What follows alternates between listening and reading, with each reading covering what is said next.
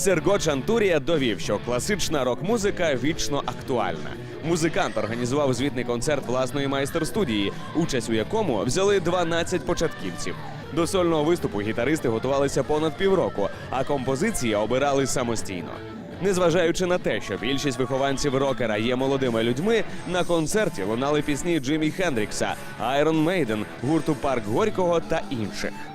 А мы стремимся к тому, чтобы наши ребята, которые посещают нашу мастер-студию, чтобы они предлагали нам пьесы, и эти пьесы мы будем рассматривать. Нам нравится все, что звучит качественно и профессионально. И если мы кое-чего не знаем, то нам помогают узнавать об этом ученики.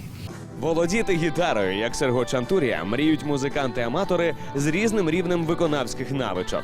Так, наймолодшому учаснику концерту нещодавно виповнилося 9 років. Чантурія впевнений, що навчитися гри на гітарі ніколи не пізно. А доказом цього є його майстер-студія.